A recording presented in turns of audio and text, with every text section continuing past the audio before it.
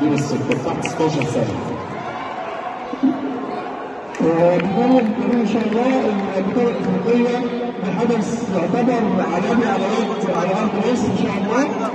بننظم ان شاء الله الفتره من 3 ل 5/5 لصالح التعليم العام تحت قياده نائب رئيس الدولي ورئيس الاتحاد العربي الافريقي الكابتن شريف مصطفى. طبعا الدعوه العامه للجميع بالحضور في الصاله الدوليه الصالة الدولية بنادي البرلين العربي.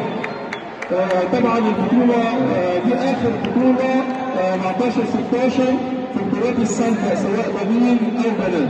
هتحصل النهارده بالأوائل في جميع المراحل سواء بالفوز أول ثاني أو ثالث أو الدور العام.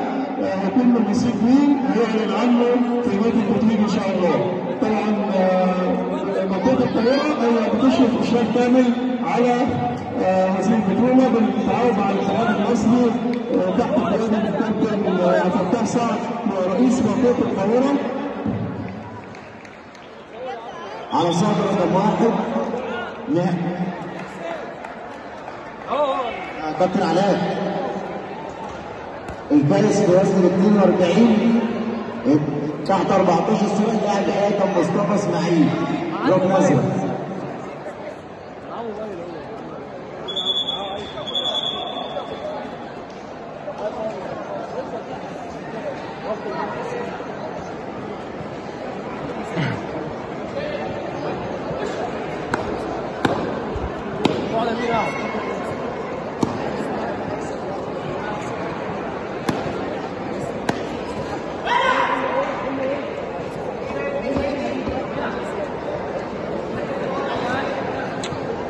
ده انا الاتنين من نفس النادي.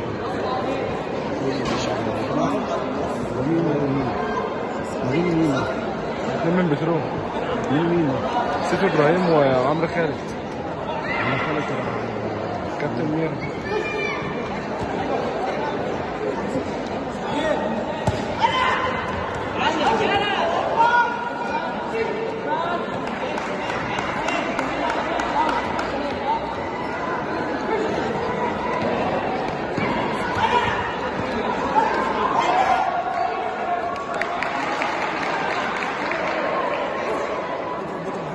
ليه كان داخل؟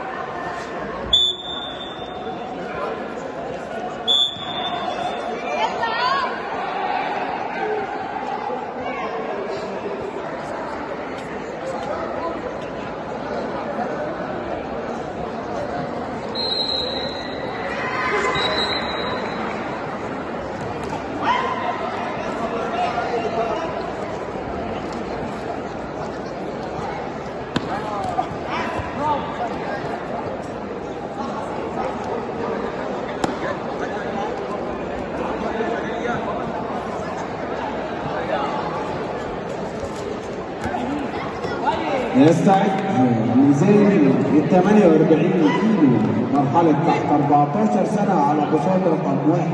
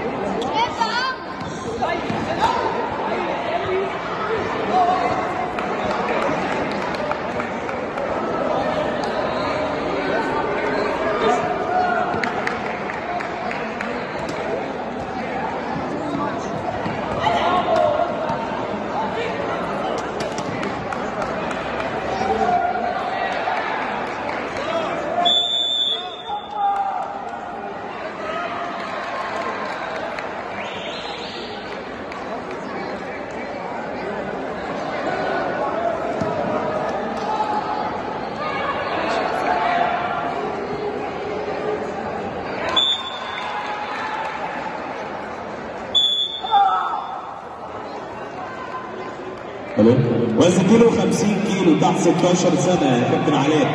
الفايز اللاعب سيف احمد جمال صدوق اسكندريه ركن ازرق.